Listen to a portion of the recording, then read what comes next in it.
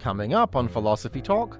I can only offer you time-honored perplexities. The philosophical worlds of Jorge Luís Borges. What is a history of philosophy but a history of the perplexities of the Hindus, of the Chinese, of the Greeks, of Bishop Berkeley, of Hume, and so on. Is there a difference between you as a writer and you by yourself? Who cares what the author intended? He makes going down the rabbit hole his personal ethos. Our guest is Héctor Hoyos from Stanford University. If you're a philosopher and you provide an example, why stop at the example? Why not make it the cornerstone of a story and just run with it? The philosophical worlds of Borges. I merely wish to share those perplexities with you. Coming up on Philosophy Talk.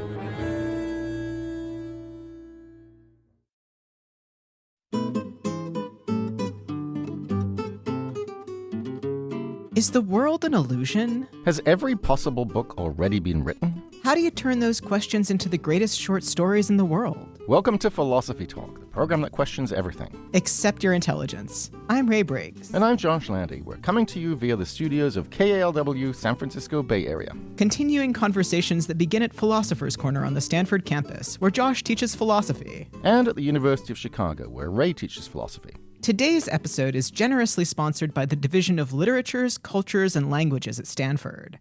We're thinking about the philosophical worlds of Jorge Luís Borges. You know, Ray, Borges is one of my favorite authors of all time.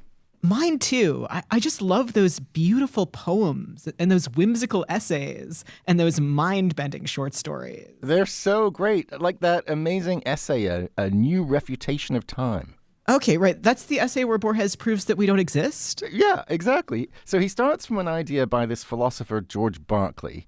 Only minds actually exist, right? That's what Berkeley thought. Nothing in the world around us is real. Even your own body isn't real. It's all in your mind. Right, and then Borges moves to the next step. So let's say everything is in your mind. Who exactly is the you in that sentence? So I guess it's your mind? Well, I don't believe that the mind is one thing, and I don't think Borges believes that either. He quotes David Hume, who says that our minds are just a bundle of different perceptions, which succeed one another with inconceivable rapidity. So even the self isn't real. The only thing that's real is thoughts progressing in time. Yeah, and it gets even worse. Borges says even time isn't real. Time is an illusion too. Classic Borges. He's always pulling the rug out from under all of our assumptions. He's really a thinker who questions everything. Except the short story. Ha! And the arguments he gives in A New Refutation of Time are pretty good ones. He's drawing from a bunch of philosophical sources, from Berkeley to the Buddhists. He really knows his stuff. I mean, that's true, but it's just, does Borges actually believe these arguments? The essay is called A New Refutation of Time. If time isn't real, how can there be a new refutation? Yeah, plus, when he gets to the end, he just takes it all back. He writes, and yet, denying temporal succession, denying the self, denying the astronomical universe are apparent desperations and secret consolations. The world, unfortunately, is real. I, unfortunately, am Borges. I love that so much, but it does raise a question. What's going on? Why does Borges spend 17 pages apparently proving something, only to change his mind at the last moment? Well, maybe he's offering us different options and letting us make up our own minds. When it comes to art, he did say, I don't think ideas are important. Right, or maybe something else is going on here. Remember that thing you quoted from the last page of A New Refutation of Time? Denying the world and the self are apparent desperations, but secret consolations. So maybe Borges isn't just interested in philosophical beliefs. He's interested in how they make us feel. I love that. So the story is less about the theory that everything is an illusion and more about why anyone would believe that theory in the first place. Like, what makes people buy into bizarre philosophical worldviews? Why would you think you don't exist? Who hurt you? Exactly. So maybe that's what's going on in Borges? Maybe he's thinking about the psychological sources of our philosophical beliefs? Well, maybe our guest will have some insight into all this. It's Héctor Hoyos, professor of Iberian and Latin American cultures at Stanford University. But first, some of Borges' stories depict a world of infinite information at your fingertips. So, Did Borges invent the internet? We sent our roving philosophical reporter, Cheryl Kaskowitz, to find out. She files this report. We're listening to a guitar trio by the avant-garde composer John Zorn. It's called Circular Ruins, from his recent album, A Garden of Forking Paths. The song and the album both get their titles and their inspiration from stories by Jorge Luís Borges. This is just one example of the way Borges' mythical worlds have continued to resonate with musicians, writers, filmmakers, and others. But in our 21st century world ruled by technology, some of Borges' allegories about infinite knowledge have come to seem more like reality than fiction. In 2008, a New York Times review noted that Borges, quote, uniquely, bizarrely prefigured the World Wide Web. Books with titles like Borges 2.0 and Sci Borges positioned him as somehow foretelling our future entanglements with technology. Borges was born in 1899, when the invention of the linotype machine had just begun to revolutionize the spread of information. He lived until 1986, during the rise of the home computer, but at least a decade before the internet age. Yet, his imagination conjured worlds that can feel remarkably familiar to the modern reader.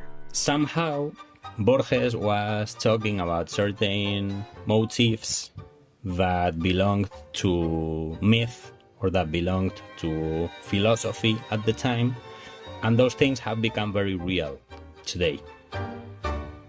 That's Andres Porras Chavez. He's a professor of humanities at IE University in Spain, and he's been thinking a lot about this connection between Borges' writing from the 1940s and our 21st century reality. The Library of Babel is a classic example.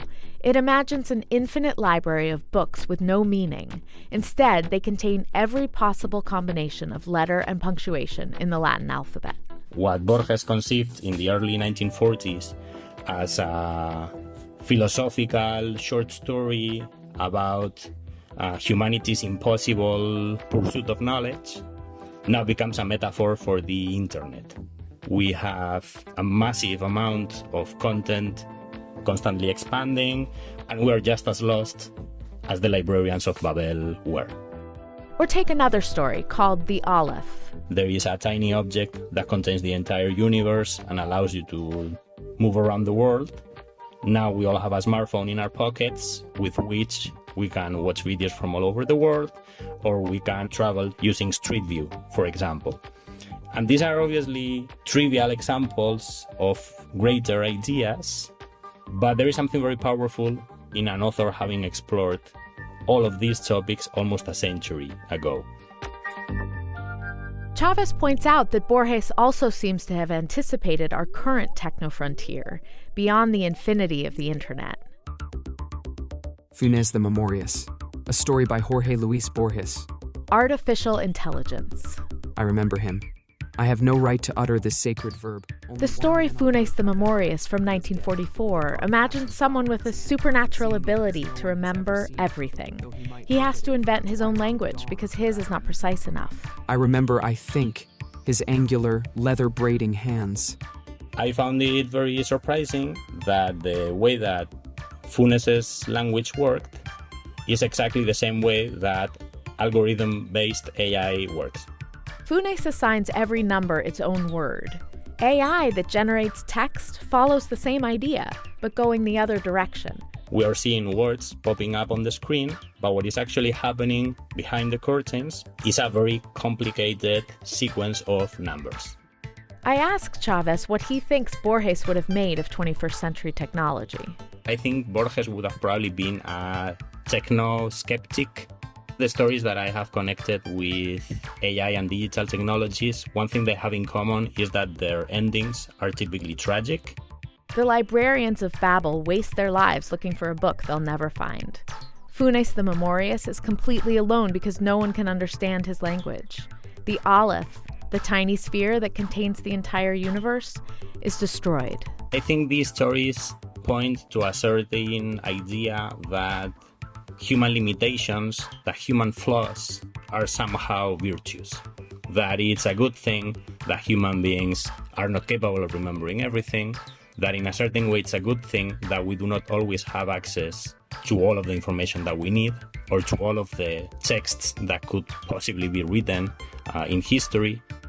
In Borges' story, Funes admits, My memory, sir, is like a garbage heap. A circle drawn on a blackboard, a right triangle, a lozenge.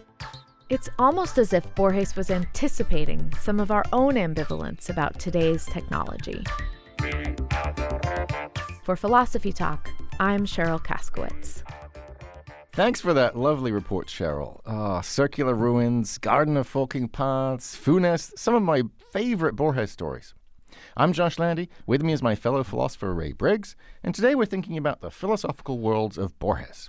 We're joined now by Héctor Hoyos. He's professor of Iberian and Latin American cultures at Stanford University and author of Beyond Bolaño, the global Latin American novel. Héctor, welcome to Philosophy Talk. Thanks for having me, Ray and Josh. So, Héctor, you've been teaching and writing about Borges for many years now, but how does he figure in your everyday life? Well, Josh, whenever I encounter an intractable problem, Borges reminds me that it is intractable and at the same time gives me lots of consolation. That's great. So maybe you can give us some consolation or some kind of help. Earlier, Josh and I were trying to figure out what's going on in Borges' story, A New Refutation of Time. Does he believe he's refuted time, or does he not believe that? He believes until the last paragraph. And then he changes his mind out of desperation.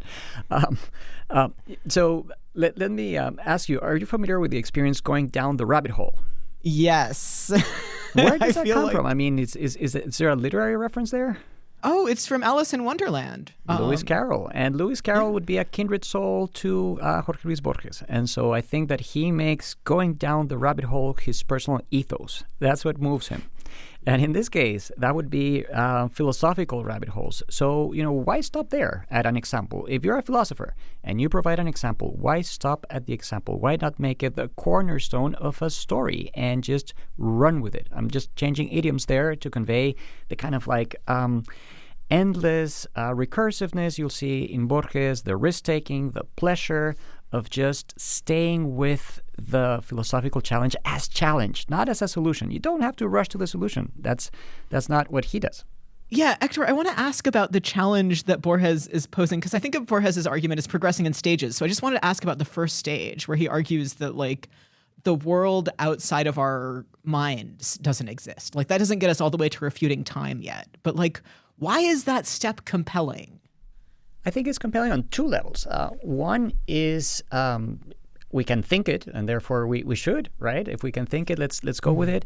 But then the other level is the beauty of it, the enjoying the perplexity, the moment when you're confronted with there's no evidence truly that you are not a brain in a vat, as a different tradition would put it. There's just no evidence, and so that's the starting point, but it's not the end point. And it's hard to pinpoint the moment. There are stages in New Refutations of Time, but what takes you from one stage to the next? And when might we encounter what is known as a non sequitur, meaning that the argument does not follow, even though narratively you do follow. You do want to keep on reading, but you're not sure if that step was kosher. Okay, that's interesting, because for the purposes of the show, I was trying to make it all lie flat. Right? So I sort of was reading this essay as three stages, where first we demonstrate that the world outside us is an illusion created by the mind. Then we show that the mind is in fact a kind of illusion, or at least the unitary mind is an illusion, because all we are is just a bundle of impressions, of hopes, desires, fears, beliefs, and such like that are constantly changing. And they're changing in time. So that brings us to stage 3, which is time is an illusion too. And so the whole thing just goes up in a puff of smoke. Am I misreading the essay and thinking that that's kind of the logic? You are not, but you are reading it in English, I have to say. Meaning that you're translating this as in the mind. And as we know, in English we like that word a lot. In other traditions, we don't use it as much. We use the I, as in the pronoun. I am, you are, right?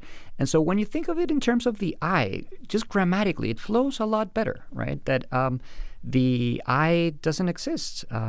The I is this entity, perhaps, that has all of these perceptions, but it's not a mind. I mean, it's easy to think of the mind and assimilate it with the brain, and so the argument becomes a little more structured that way, but you also miss out on the drift in Borges working with the I rather than the mind. You're listening to Philosophy Talk. Today we're thinking about Borges and philosophy with Héctor Hoyos from Stanford University. Have you ever thought about writing a book? With all the information that's out there, how do you find something original to say? And how do you locate the ideas that you're looking for? The alphabet of the infinite, along with your comments and questions when Philosophy Talk continues.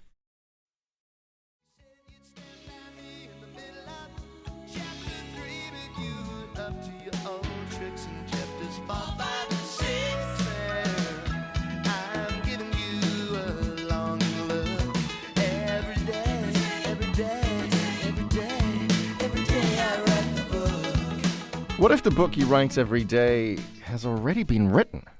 I'm Josh Landy, and this is Philosophy Talk, the program that questions everything. Except your intelligence. I'm Ray Briggs, and we're thinking about the philosophical worlds of Jorge Luís Borges with Héctor Hoyos from Stanford University. Special thanks to the Stanford Division of Literatures, Cultures, and Languages for sponsoring today's episode. Got questions about this mind-bending writer? Email us at comments@philosophytalk.org or comment on our website. And while you're there, you can also become a subscriber and bend your mind in our library of nearly 600 episodes. So, Héctor, we've been talking about Borges's essay, A New Refutation of Time, and how he kind of takes everything back that he seemed to argue at the end. And so there's a kind of beautiful quote from the end that I want to ask you about. He writes, "Time is the substance of which I am made. Time is a river that sweeps me along, but I am the river. It is a tiger that mangles me, but I am the tiger. It is a fire that consumes me, but I am the fire." What do you make of that? You know how when children don't want to eat vegetables, sometimes vegetables get put into their lasagna? These are the vegetables? Yes. These are very nutritious vegetables. And this, friends, is a poem. It's a prose poem, and it's kind of like just hidden in between the philosophical argument. That's the kind of thing that Borges does. And I do think it's really beautiful, also because he has written about tigers and he has thought about tigers since he was 14 years old. We have a drawing of Borges of a little tiger, and then when he encountered Blake's tiger, he was elated. And so after we have this abstract, confusing, purposefully confusing rumination about time, we go into this lyrical mode, and it compounds with the previous more philosophical, more essayistic prose in the same text, which I'm not calling a short story because it's not a short story. I hesitate even to call an essay. What is it, right? It's quite special. And I wanted to bring a quote from a different short story. It's called Plon Uqbar Orbis Tertius. That might be helpful for us to try and decide or elucidate what Borges is doing with philosophy. The quote reads as follows in English. "The metaphysicians of Plon do not seek for the truth or even for verisimilitude, but rather for the astounding. They judged that metaphysics is a branch of fantastic literature." So is that what Borges is doing? I think to a good extent it is. I think he thinks that metaphysics is a branch of fantastic literature. I mean, we shouldn't ascribe to an author what one of their characters possibly say and so on. But what if? What if it were? But also note that the original, where it says the metaphysicians, says los metafísicos. And if you are a metafísico, that means that you are a scholar of metaphysics, or it means that you yourself are metaphysical. and that is an interesting... Meaning not real? Exactly. So at the sentence level in Borges, you have so much going on philosophically. And the last thing I'd like to share is when he says that these metaphysicians are looking for the astounding. The verb, the noun rather in Spanish is el asombro. And so that can be perplexity. It can also be awe, as in reverential fear. So there's something borderline religious going on there too.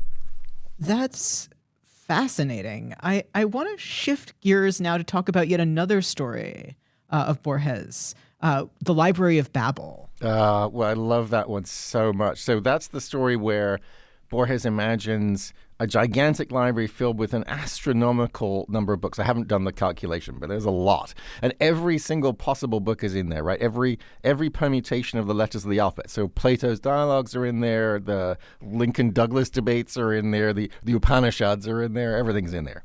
Yeah, Josh, presumably my books are in there too. Yeah, and the transcript of this conversation. I don't know about you, but I actually find that kind of depressing. If my books already existed, what was the point of me spending years and years painstakingly composing them? Well, I get that, but wouldn't you also be a bit excited, Ray? I mean, if everything's in there, then there's Aristotle's Lost Treatise on Comedy, or the scrolls that burn in Alexandria, the ultimate answer to life, the universe, and everything. All you have to do is find it. Yeah, good luck with that, Josh. The number of books would be like 10 to the power 2 million. And a lot of them are just filled with unintelligible nonsense. You're such a downer, Ray. Well, what do you think, Héctor? Is the Library of Babel great, or is it kind of depressing? It is definitely depressing. But that's why we love it, right? I mean, we monsters read horrible things and spend an eternity enjoying them. This conversation makes me think about a website that wants to swallow the entire internet. And the name of this website is Wikipedia. How is Wikipedia ultimately different from the internet? Isn't Wikipedia trying to contain everything that there is and many people are contributing? So, Borges encounters the beta version of Wikipedia, namely the encyclopedia, this undertaking by many minds that wanted to have a book, a series of volumes that contained the universe. And again, he goes down the rabbit hole and doesn't stop there. So what happens if there is such a thing? Not a website, not an encyclopedia, a library in this case, but again, it contains the universe as the encyclopedists aspire to.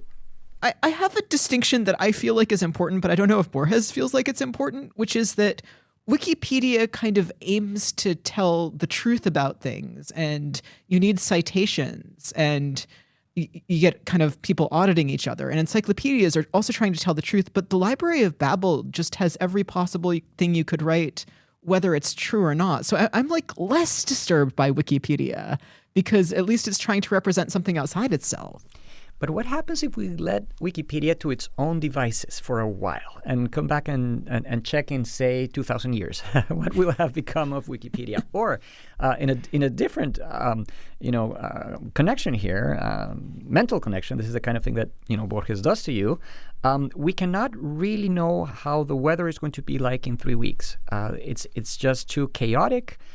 It's too complex. They have AIs working on it, but weather, it just kind of like recombines by itself.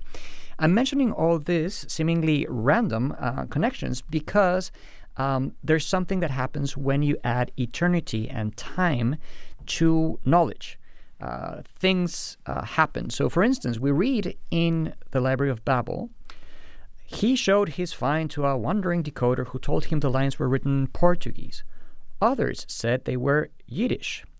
Within a century, the language was established, a Samoyedic Lithuanian dialect of Guarani with classical Arabian inflections.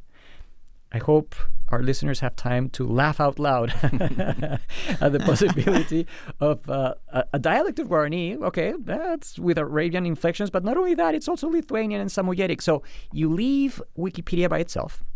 And like this very complex climate model, it's unpredictable. Things happen, things recombine. And so your books, Ray, will be rewritten in another language. They will be combined in a different way if you just wait for, say, 3,000 or 4,000 years, let's say. So this kind of reminds me of the thing about New Refutation of Time, where you're just trying to capture a feeling, and also this other story you mentioned, Tlon Ukbar Orbis Tertius, which has a universe where like there's not a world outside our perceptions that we're trying to keep track of. Just like the world modifies itself to fit our perceptions. I find this kind of upsetting as a kind of thing to really believe about the universe. And sometimes I wonder whether Borges believes it, that he just is not interested in sort of accurately representing a thing outside of yourself. Am I wrong to find this kind of disturbing? No, I find it disturbing too. It has to do with accuracy. How much can we trust accuracy, that accuracy is possible, attainable? Some readers of Borges, the so-called postmoderns, right, people who are a little bit skeptical about the possibilities of reason, will cite Borges as a bit of a demonstration that when you try to say the truth, sometimes the opposite of the truth is also spoken alongside the truth, and you cannot get out of such conundrums or dialectics or paradoxes, that there's something paradoxical about knowledge writ large. I mean, that's a bit of a maximalist reading of Borges, and Borges is read from many different traditions. But it does make you wonder, how much can we rely on our senses? How much can we rely on our intellect? You're listening to Philosophy Talk. Today we're thinking about the Argentinian writer Jorge Luís Borges with Héctor Hoyos from Stanford University. So that's a really interesting reading of Borges that more or less takes the claim seriously, right? The kind of skeptical or anti-realist side of Borges. But what about the part, to go back to what you were saying earlier about the metaphysicos, what about the part that is going down rabbit holes, trying things out, and seeing how they feel? If we think back to the Library of Babel, there's quite a lot of talk in there about feeling, about the way in which people respond to the existence of this insanely large library where everything's already been written, where at first people are very excited, right? Because they realize there was no personal or world problem whose eloquent solution did not exist somewhere in the library, and the universe was justified because there's going to be a book that explains why everything is the way it is, and even your own personal existence. There's a book just about you explaining why you exist. But this is followed by depression. People realize they'll never find their book because there are too many. And even more demoralizing, the certitude that everything has been written negates us or turns us into phantoms. And the narrator himself gets all demoralized because he says, even this essay that I'm writing now has been written, and so has its refutation. So can you talk a little bit more about Borges' interest in reactions, moral reactions, emotional reactions to these philosophical ideas? What's going on with that? So let's imagine a different text. So where someone tells you you cannot understand what's going on, you are small, your intellect is imperfect, your senses are not reliable, trust in me, and I am a king, or I am a god, trust in me, and everything is going to be okay. Now, this other person, Jorge Luís Borges, is saying, try, you'll fail, try again, you'll fail better. That's a connection to a different author that is a good friend of this house, right? And at the end of the day, you're going to arrive to shrugging your shoulders. And this is an ethical gift. The ethical gift is you go through the same wilderness of not having a God, not making sense of the world, but you arrive at the moment of shrugging your shoulders and carrying on. And that is Borges' ethical gift to us as readers. In my reading, I mean, there I'm editorializing plenty. So, Héctor, I want to ask about another Borges story. Pierre Menard, author of the Quixote. So in that story, Borges imagines a 19th century French guy called Pierre Menard who decides to rewrite Don Quixote. Yeah, and he's not copying the Quixote and he's not memorizing the Quixote. He's somehow redoing it from first principles. It's kind of a hilarious premise, and it raises this question.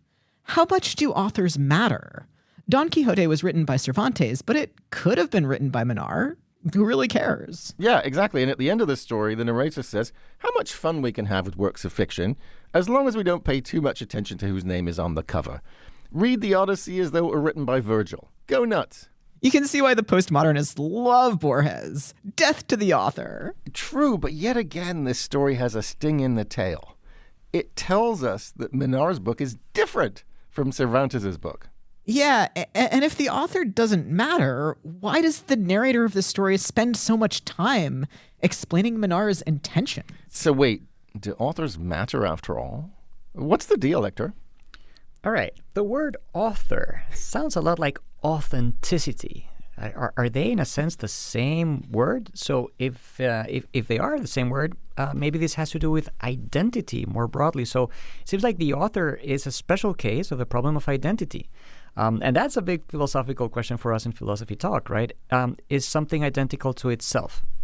So imagine an apple by a window. There's sun coming through the window. There's an apple. Now imagine the apple in the car. You left it there in the gloves compartment. Question, is it the same apple? So short answer is, sure, you're telling me it's the same apple. Yeah. I'm telling you, no, I'm telling you there's one by the window, right? And there's another one, right, in the gloves compartment. So this... I actually have an argument that it can't be the same apple. Yes, please, right. Carry on. So nothing can have and not have a property at the same time. Like if one thing has a property and another thing doesn't have that property, that proves that they're different. So the apple that's by the window is not in the glove compartment, but the apple that's in the glove compartment is in the glove compartment. So they can't be the same thing because they have different characteristics. But if it was the same thing, it would have to have the same characteristics. So here are the characteristics, right? They weigh the same. They have the same color. If you were to bite them, they would taste exactly the same. If someone was selling them to you at a store, it would cost the same. Okay, so I'm citing this roundabout example because it depends how you think about identity. And to use a bit of a mouthful, you can talk about a relational ontology, right? So is it always about the object? Is the object plucked from its context, or is the context somehow important when thinking about whether something is identical to another or not? So when we think about an author, is it the same thing to invoke Cervantes in France in the 19th century as it is to invoke Cervantes in the present, right? So as a smaller case of the problem of identity, is an author identical to itself? Is an apple identical to itself?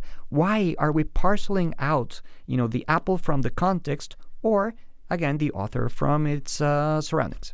But you could take the surroundings into consideration while still caring about authors. So the suggestion at the end of the story, Pierre Menard, author of the Quixote, is that we basically set the author aside and just sort of do with text whatever we want, right? So, read Madame Bovary as though it was written by Toni Morrison or whatever, right? Anachronism is wonderful. Forget the author. But what I love about this story is that there's so much in it that plays against that. For example, a mention of Pierre Menard being ironic in some of his texts. He deliberately says things he doesn't mean. And he has this whole little joke with his friend Paul Valéry, another writer, where he writes kind of ironic attack on Valéry. But they're friends, and Valéry understands he's not really being attacked. Well, look, what that means is Valéry takes the author into consideration. Right? He doesn't just read the words and say, oh my God, I'm being attacked. He looks at the name on the cover and he says, oh, that's my friend who loves being ironic. And so it's a really interesting game that Borges is playing, I think, in this story, where he sort of pretends, or he has a character, he creates a narrator of the story who seems to be in favor of ditching authors. But that can't be his actual belief. A cornerstone of Western philosophy is this idea that you have a third possibility being excluded, meaning something is either P or not P. But those are your two options. You are or you are not. And Borges, I'm afraid, does play with the third possibility, that you can have something that is P, not P, and whatever, the alternative is. So authors do matter for Borges. Also, authors at some moment are relative, and you have to somehow hold those two contradictory truths in your mind at the same time. There's a build-up. It's about suspense, and part of what you are suspending is, that cornerstone of Western philosophy, that things have to be one or the other. You're listening to Philosophy Talk. Today we're thinking about the philosophical worlds of Jorge Luís Borges with Héctor Hoyos from Stanford University. Do you read short stories? Are they just for fun, or do they help you understand the world around you? Should they challenge your philosophical assumptions? Infinity, eternity, and identity. Plus commentary from Ian Scholes, the 60-second philosopher, when Philosophy Talk continues.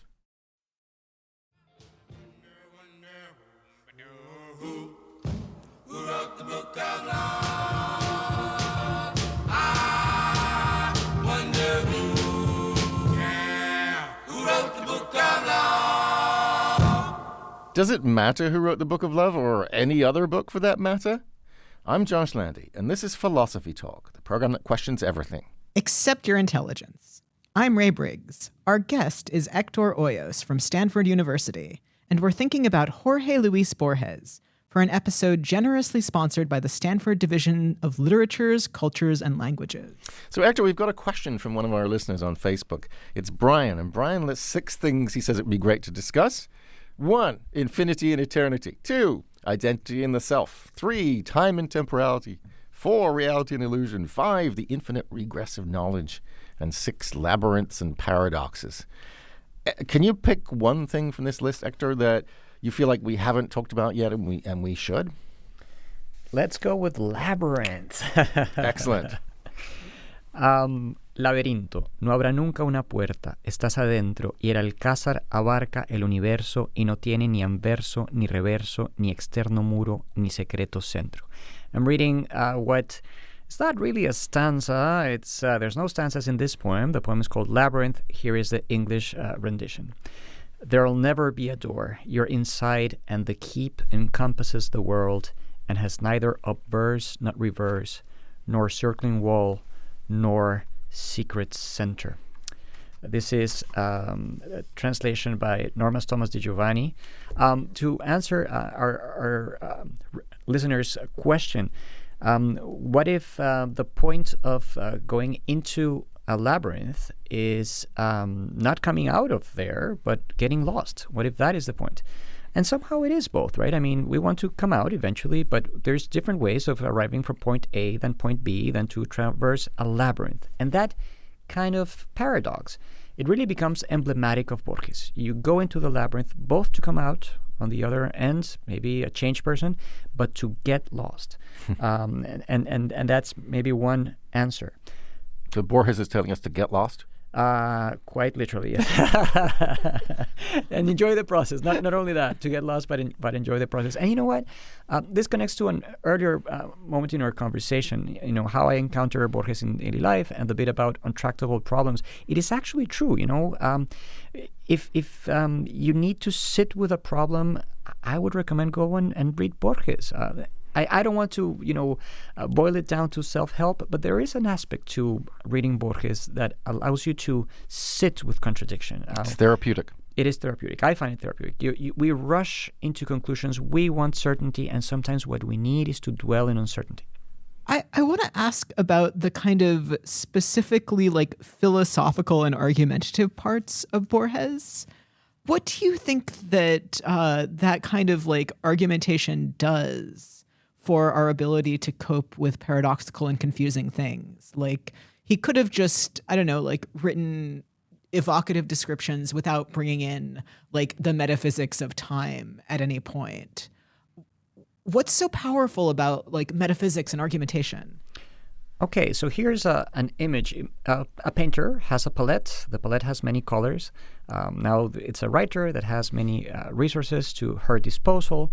Borges, in his palette, has a bunch of colors that come straight from philosophy, and he uses them. So that's part of what makes him so special to read. You are engaging with Borges because of the beauty of his word choice, because of the rhythm in his syntax, but also because of the ideas that he's communicating. And it's hard to tell for where one begins and where one doesn't. And so the result for us as readers is sometimes genuine commotion. You know, you think one thing at the same time that you're feeling something that doesn't match that thought. So the experience is very rich, very textured.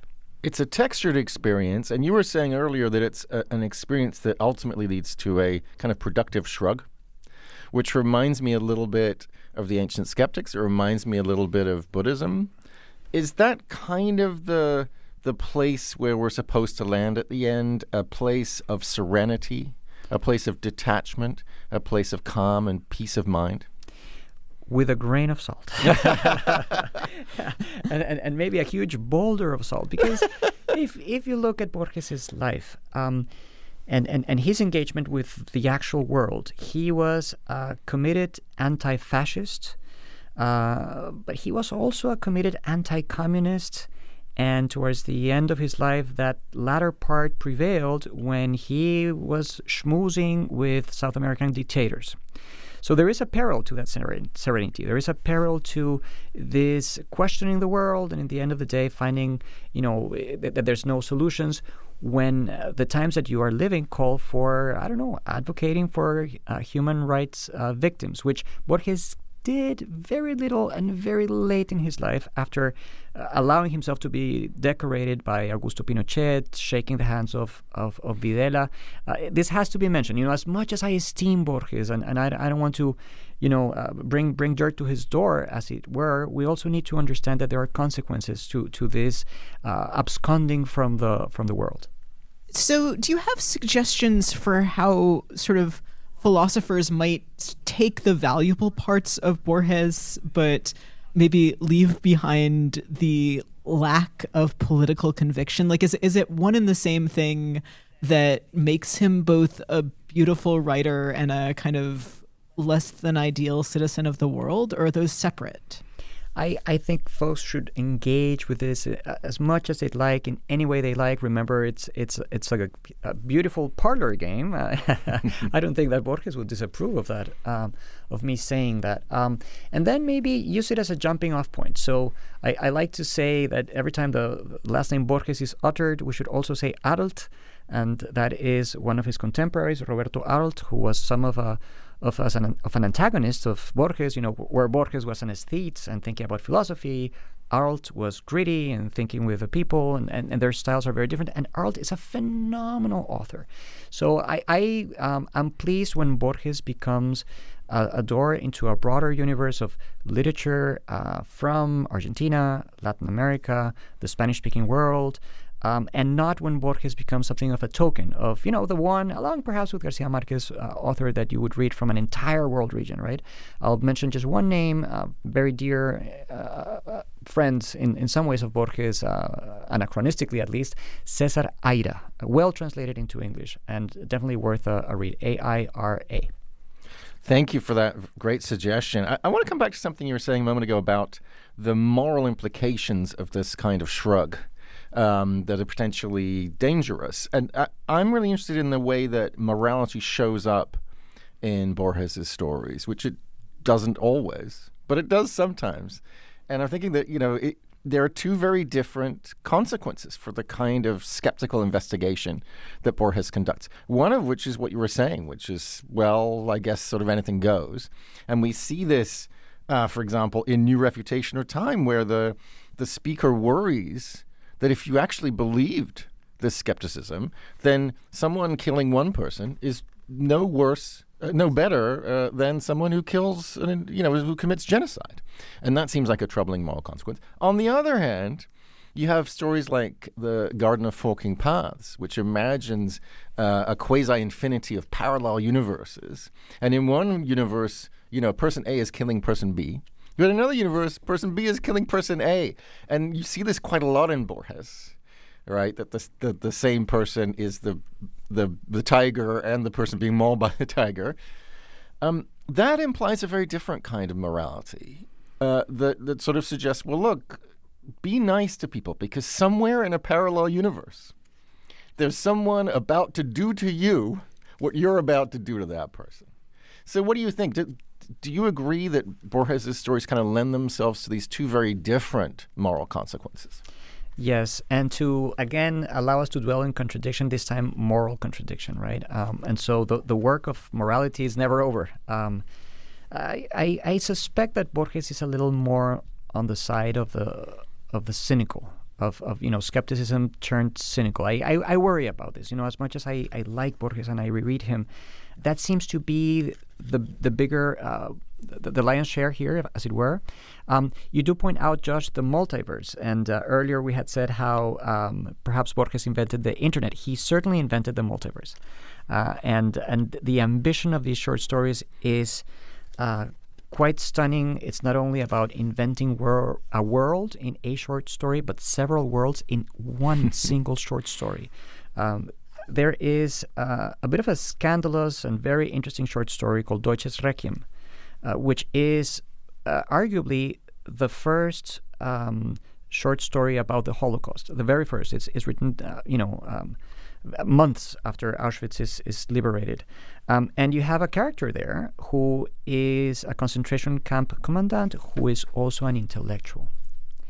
And that's where you go like, oh my goodness, sure, multiverse, complex morality. In one universe, you are the victim, the other is the victimary. Can we put ourselves in the shoes of a morally horrendous person like this? If we can, should we? Is that a rabbit hole we want to go through? And there, alas, I have to end with a note of a question rather than an answer, because there are limits, right, to moral exploration, and I don't know where Borges exactly sits there. There are many puzzles. Well, Héctor, in every parallel universe, I've had a fantastic time talking with you today. Thank you so much for joining us. Thank you both. Our guest has been Héctor Hoyos, professor of Iberian and Latin American cultures at Stanford University and author of Beyond Bolaño, the global Latin American novel. So, Ray, what are you thinking now? Well, I've really enjoyed getting to read and think about and talk about Borges, and I'm so glad that Héctor has offered us a couple of other recommendations, and I hope that he will follow up so that we can put suggestions for our listeners in the show notes if they're interested in Latin American writers. We will definitely do that, and we'll put links to everything else we've mentioned today on our website, philosophytalk.org. If you go there, you can also become a subscriber and question everything in our library of over 600 episodes. Now, with his speedometer set to infinity, it's Ian Scholes, the 60-second philosopher. Ian Scholes. Jorge Luís Borges was very much a 19th century guy looking to drag it into the 20th century kind of guy. He thought of himself as a cosmopolitan, a citizen of the world. He toured Europe as a young man and apparently read everything, and even joined an avant-garde movement in Madrid, the Ultraist movement, brought back home to Argentina, and immediately became a thought leader in the literary scene there. He first gained fame as a poet, but it was his fiction that ultimately sealed the deal. He wound up being the inspiration not only for Argentinian writers, but an entire generation of South American writers. He subjected old-school trad narratives, fables, mysteries, fantasies to new-school ironic distance. He did not embrace realism or the psychological in his fiction. He liked adventure, the fantastic. His fame grew, and such was his genre hopping that his first American publication in the late 1940s was in Ellery Queen's mystery magazine. Borges was a fan of Ellery Queen, and also G.K. Chesterton. Several of his Father Brown mysteries, so it seems to me, could easily have been written by Borges. Lose the priest, detective, add a world-weary narrator, presto. His big thing, his trick, his trademark was writing epic stories at one remove. That is, he would write a review of a story which didn't exist, saving himself the trouble of writing it. He was also known for recurring themes, mirrors, masks, mazes, or labyrinths, I suppose. And he was also famous for his blindness. He struggled with it all his life, finally becoming completely blind at age 55. Shortly after, he was put in charge of the National Library of Argentina, the irony of which did not escape him, or anybody who followed him. His blindness became, as I suppose it must, a central part of his fame as a writer. He also blamed his blindness for his relative silence regarding the rise and rule of Perón, which seems a tad disingenuous, but on the other hand, somebody's got to mind the culture while your president is throwing dissidents out of airplanes. Still, it must be said he was enough of a thorn in Perón's side that Perón fired him and made him a poultry inspector, calling it a promotion. Much outrage ensued because Borges had become a national treasure, and he was reinstated. Blind can be a badge in the blues. We must always remember blindness is not a gift, it's damage. For every Tiresias, there's an Oedipus. Our literature is filled with the blind, many of them creators of it. Milton, Homer, Ray Charles, Doc Watson, Blind Lemon Jefferson, who pretty much gave us the stirring beginnings of 20th century blues as we know it, traveling blind across Texas and the South like a figure in a Borges story. Borges' writings show us his blindness, too, if sometimes obliquely. Worlds erased, gone forever, or a world that exists only as long as a sleeper dreams it. He was fond of depicting catastrophes of consciousness, a man who can't forget, a detective destroyed by his own solution. His story, Clone Ucbar Orbis Tertius, posits that an encyclopedia begun by various Illuminati, more or less, and hidden from our sight for hundreds of years, described encyclopedically a world called Clone. This massive work, once unearthed, sweeps the globe in a kind of prototype of going viral, such that the world surrenders or succumbs to Clone, in fact, becomes Clone. Everything we know, our past, our histories, our memories, will be forgotten, replaced, no longer seen. The narrator, who seems to be Borges himself, or his literary double, does not react to this the way, for example, Kevin McCarthy does in Invasion of the Body Snatchers in Fear and Panic. He's more resigned than anything, like realizing the hula hoop craze is over and he's going to lose a bundle on his whammo sock. The story concludes, quote, 100 years from now, someone will discover the 100 volumes of the second Encyclopedia of Tlön. Then English and French and mere Spanish will disappear from the globe. The world will be Tlön. I pay no attention to all this and go on revising, in the still days at this hotel, a translation in the style of Quevedo, which I do not intend to publish, of Sir Thomas Browne's Urn Burial, unquote. To which one wonders, who's Quevedo? Who's Sir Thomas Browne? Oh my God, it's already happened. I gotta go.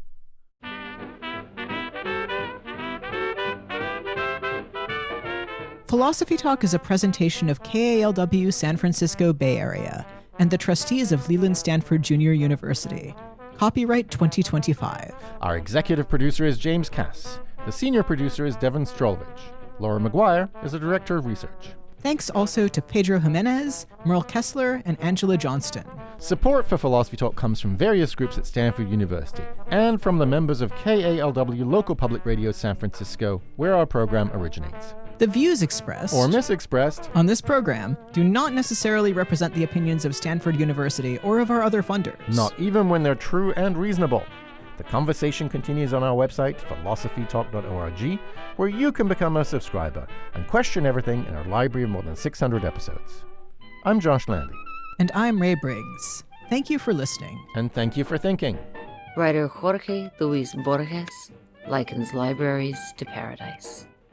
For me, public libraries would be a perfect place, except for one thing: the public.